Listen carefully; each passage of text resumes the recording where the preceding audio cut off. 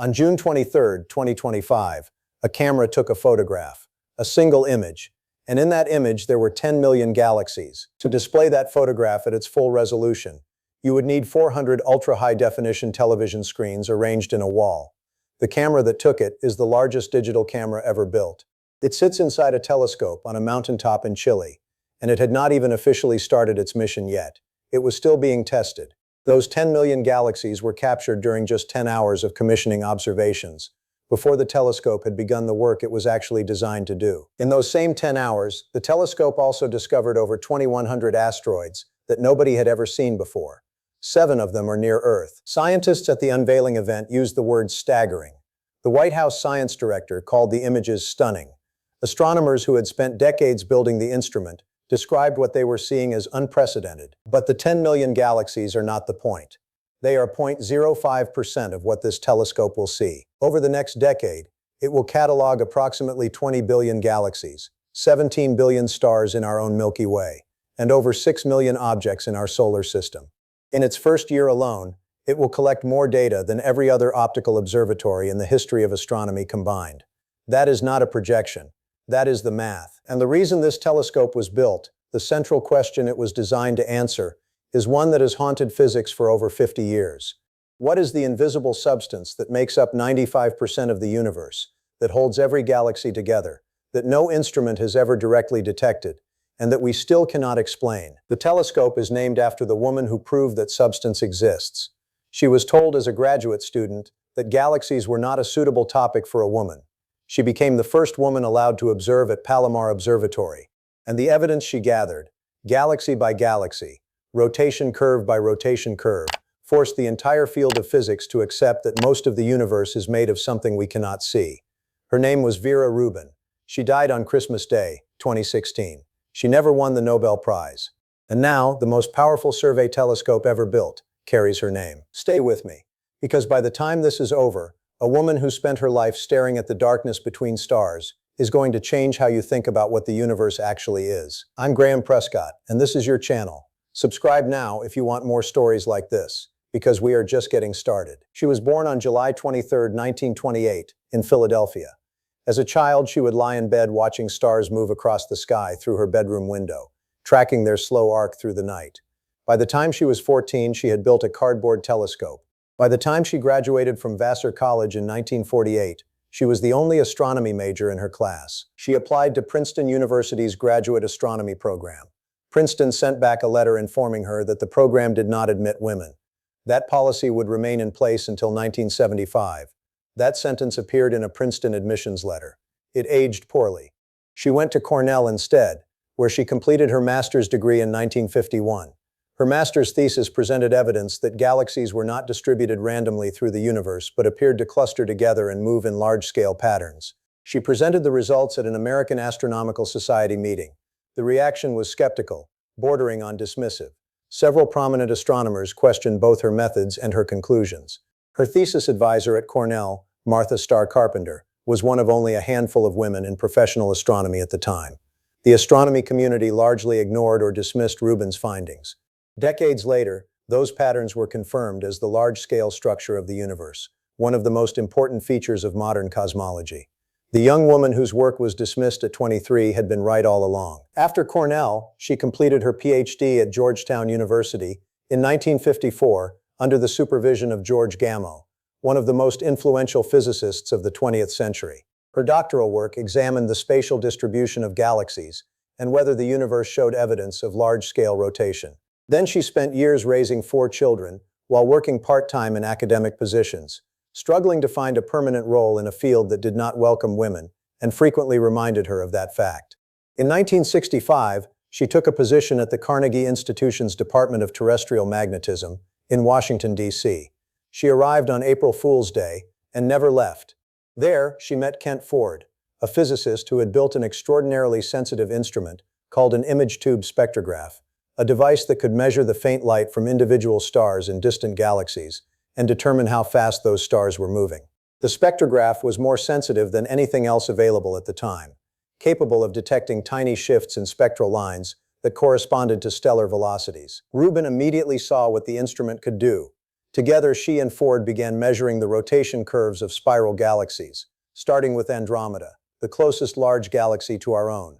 A rotation curve is simply a graph of how fast stars orbit the center of their galaxy at different distances from it.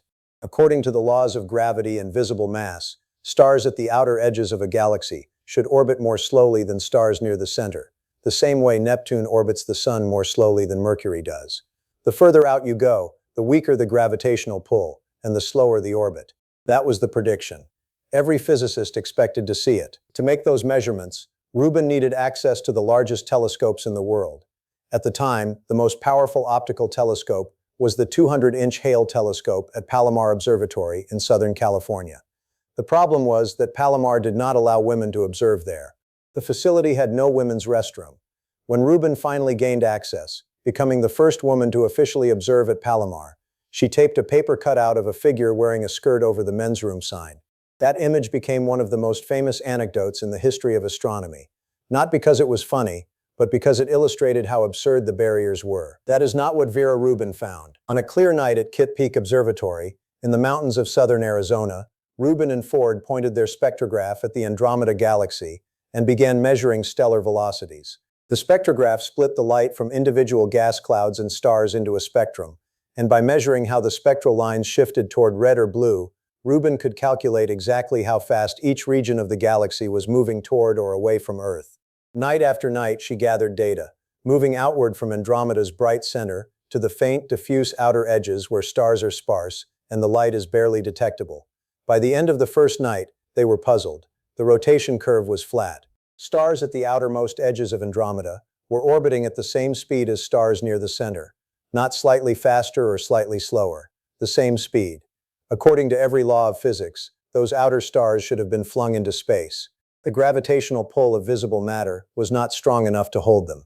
Something else was there, something massive, something invisible, something that was exerting gravitational force but emitting no light at all. In 1970, Rubin and Ford published their rotation curve of Andromeda in the Astrophysical Journal.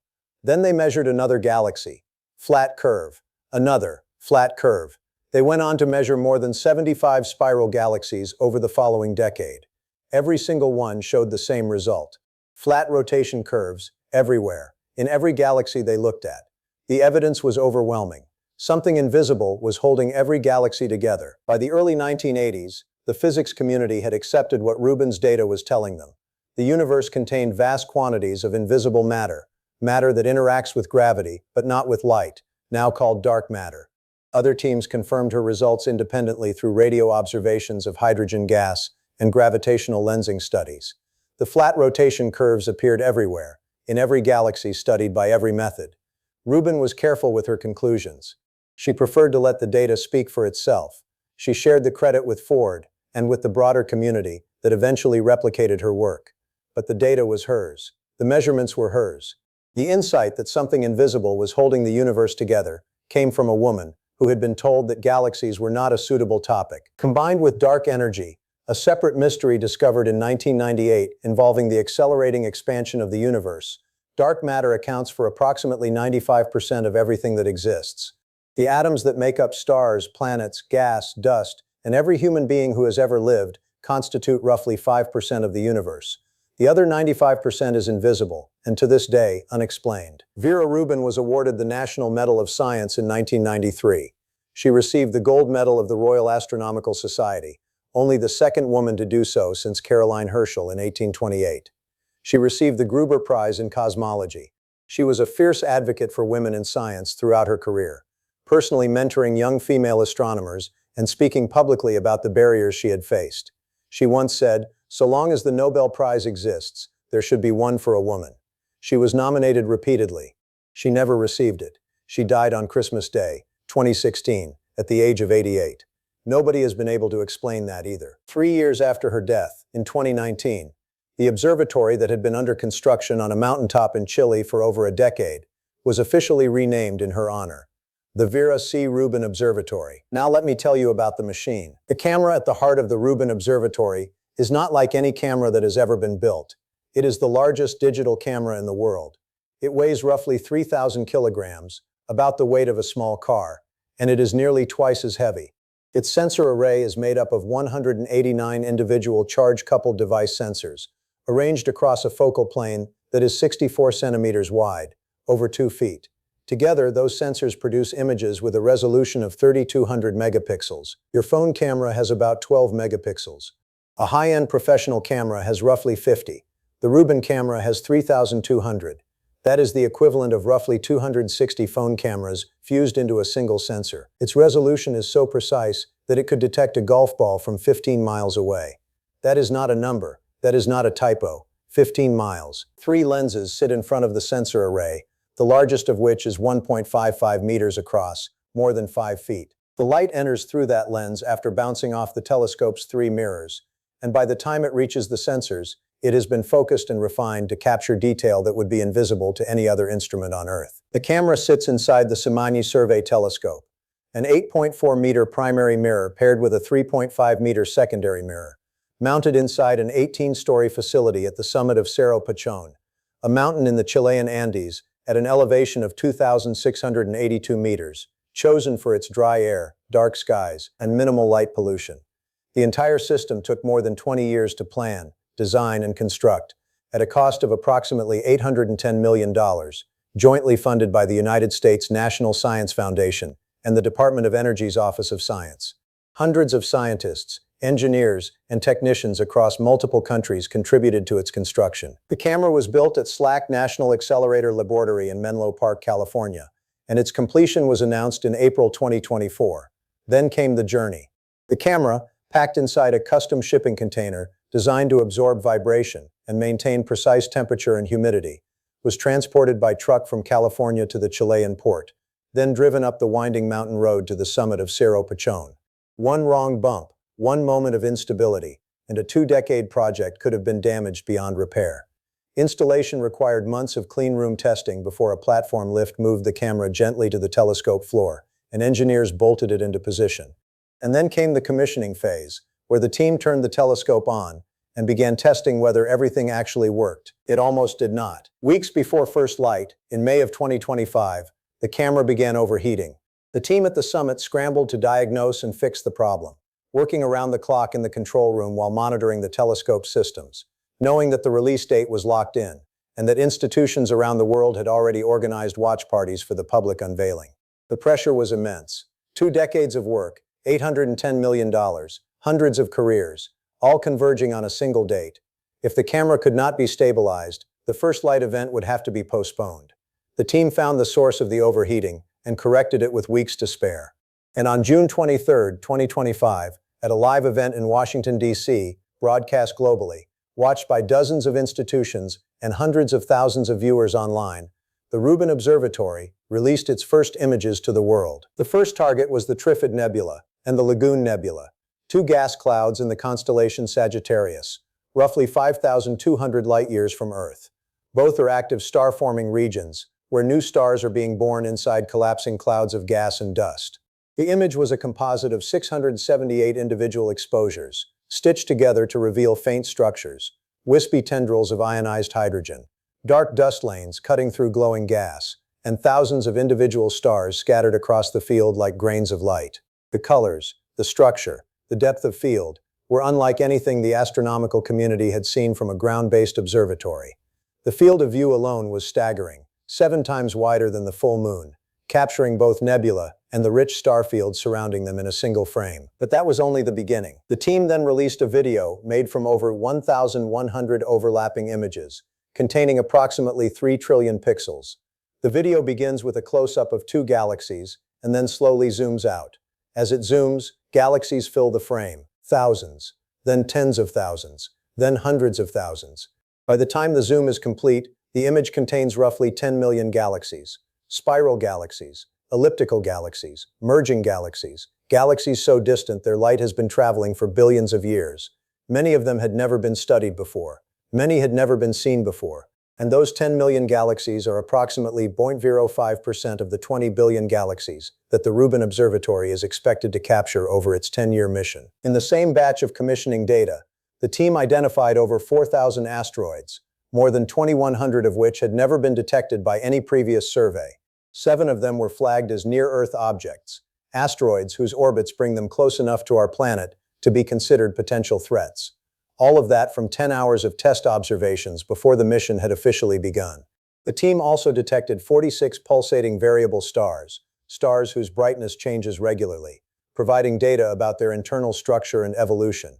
One of the released videos showed the 46 stars pulsing in a subtle rhythmic visual, their brightness shifting in patterns that carry information about the physics happening inside them.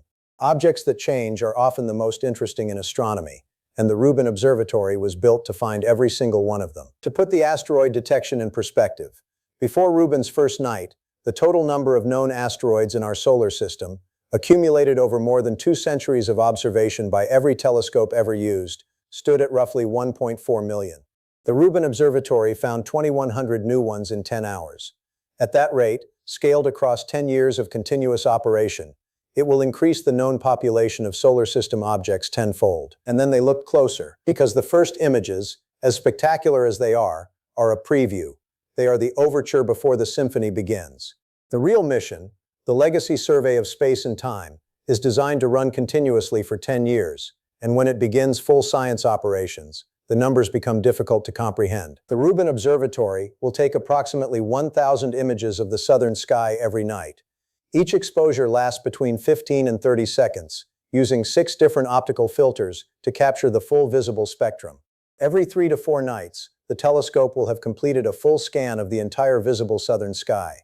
Over 10 years, it will accumulate roughly 60 petabytes of data. That is 60 million gigabytes. In its first year alone, the data output will exceed the total data collected by every other optical observatory in the history of astronomy combined. The observatory is expected to catalog approximately 40 billion celestial objects, 20 billion galaxies, 17 billion individual stars in the Milky Way, over 6 million objects in our solar system. 40 billion objects is more than the number of human beings who have ever lived on Earth. By the time the survey is complete, we will have cataloged more celestial objects than there are people alive on this planet. Within the first 2 years, it is projected to discover millions of previously unknown asteroids and increase the number of known solar system objects tenfold. It will also be the most effective observatory ever built for detecting interstellar objects, things that come from other star systems and pass through ours. But the Rubin Observatory does not take static photographs the way most telescopes do. It takes a movie, a 10-year, ultra-high-definition time-lapse of the entire southern sky, updated every 3 nights. Every change, every flash, every movement, every object that was not there before, flagged and cataloged automatically. Every image captured by the telescope is sent to SLAC's computing facility for instant comparison against previous images of the same region of sky. Anything that has changed, a new supernova detonating in a distant galaxy, an asteroid on a new trajectory hurtling through the inner solar system, a star that has suddenly brightened or dimmed or vanished entirely, generates an alert. Between 1 and 10 million alerts per night, every night, for 10 years. Astronomers around the world will be able to subscribe to these alerts in real time, receiving notifications within 60 seconds of detection, allowing follow-up observations with other telescopes while the event is still unfolding. No observatory has ever operated like this. Previous sky surveys took months or years to cover the entire visible sky. Rubin will do it every 3 nights. Previous surveys could detect static objects. Rubin will detect change itself. It is not just a telescope. It is a motion detector for the entire universe. By the time it is finished, the Rubin Observatory will have recorded more celestial objects than there are human beings alive on Earth. It will have produced the deepest, widest, most comprehensive motion picture of the cosmos ever created. And every frame of that movie will be freely available to every scientist on the planet. And here is the part that brings all of this back to the woman whose name is on the building. Because the Rubin Observatory was not built to take pretty pictures. It was not built to break resolution records. It was built to answer the question that Vera Rubin spent her life asking. What is the 95%? The dark matter that Rubin's rotation curves revealed in the 1970s has never been directly detected. Not once. Not in any particle accelerator. Not in any underground detector. Not in any laboratory anywhere on Earth. Physicists have spent decades building increasingly sensitive instruments designed to catch a dark matter particle interacting with ordinary matter. Detectors buried deep underground to shield them from cosmic rays. Experiments at CERN's Large Hadron Collider, designed to produce dark matter particles in high-energy collisions. satellites in orbit designed to detect the faint radiation that dark matter particles might produce when they annihilate each other. Every single one of these experiments has returned the same result: nothing. The particles, if they exist in the form that most models predict, have not been found. The most popular theoretical candidate, a particle called a WIMP, weakly interacting massive particle, has been searched for so thoroughly that the parameter space where it could still be hiding has shrunk dramatically. Some physicists are beginning to question whether the standard model of dark matter needs to be revised entirely.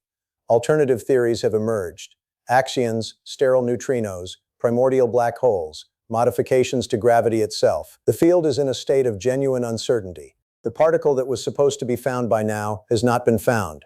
And the woman who first proved that the invisible mass was there, who gathered the data that launched the entire search, is no longer alive to see where it leads. Which is why the Rubin Observatory matters so much. Because if the particle physicists cannot find dark matter in a lab, the astronomers might be able to map it from the sky.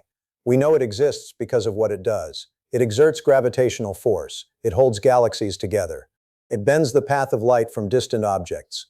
But it does not interact with electromagnetic radiation at any wavelength. It is invisible to every telescope ever built, including the Rubin Observatory itself. So how does a telescope study something it cannot see? The same way Vera Rubin did, by looking at what the invisible thing does to the things you can see. The LSST is designed to perform a technique called weak gravitational lensing across an unprecedented volume of the universe. When light from a distant galaxy passes near a concentration of dark matter, the dark matter's gravity bends the light slightly, distorting the galaxy's apparent shape by a tiny amount. If you looked at any single galaxy, you would never notice the distortion. It is far too small. But when you measure the shapes of billions of galaxies across the entire sky and compare them statistically, patterns emerge. Galaxies behind dense concentrations of dark matter are distorted in consistent ways. Galaxies behind sparse regions are not. By mapping these distortions across the full sky, researchers can build a three-dimensional map of where the dark matter is, how much of it there is, and how it is distributed on the largest scales the universe has. Think of it this way. Imagine you are standing in a dark room, and you cannot see the furniture, but someone is spraying a fine mist of water through the room, and you can see how the droplets deflect around invisible obstacles. By watching enough droplets from enough angles, you can map every piece of furniture in the room, without ever directly seeing any of it. That is what weak gravitational lensing does with galaxies and dark matter. No previous telescope has had the combination of field of view, resolution, depth, and cadence needed to perform this measurement at the scale required. Hubble can image small patches of sky with extraordinary depth, but its field of view is tiny. Ground-based surveys can cover wide areas, but lack the resolution. The Rubin Observatory combines both: an enormous field of view with the depth and resolution to measure subtle shape distortions across billions of galaxies. Its 10-year survey will create the most detailed three-dimensional map of dark matter distribution ever produced, covering more volume of the universe than all previous weak lensing surveys combined. And dark energy is an even deeper problem. In 1998, two independent teams of astronomers made a discovery that won them the Nobel Prize. They found that the expansion of the universe is not slowing down, as gravity should dictate. It is speeding up. Something is pushing galaxies apart, and the force behind it, called dark energy, is the most poorly understood phenomenon in all of physics. It accounts for roughly 68% of the total energy content of the universe, and after more than 25 years of study, nobody can explain what it is. We do not know if it is a property of space itself, a new force, a modification of gravity, or something entirely outside current physics. The Rubin Observatory will measure the effects of dark energy by tracking how the rate of cosmic expansion has changed over billions of years, using Type 1a supernovae as distance markers and the large-scale distribution of galaxies as a structural reference. If the rate of expansion has changed over time, that would constrain what dark energy can and cannot be. If it has remained constant, that points toward a cosmological constant, the simplest model, but one that raises its own uncomfortable questions about why the constant has the value it does. Between dark matter and dark energy, 95% of the universe remains invisible and unexplained. The woman who provided the first convincing proof of that invisibility is now dead. The telescope that carries her name is now open. And the question she spent her entire career asking, what is the universe actually made of, is still unanswered. But the telescope is not just looking backward in time at the large-scale structure of the cosmos. It is also looking forward, at threats much closer to home. The Rubin Observatory is expected to become the most powerful asteroid detection system ever built. In 10 hours of test observations, it found over 2,100 previously unknown asteroids, including 7 near-Earth objects. Over its full mission, it will discover millions more.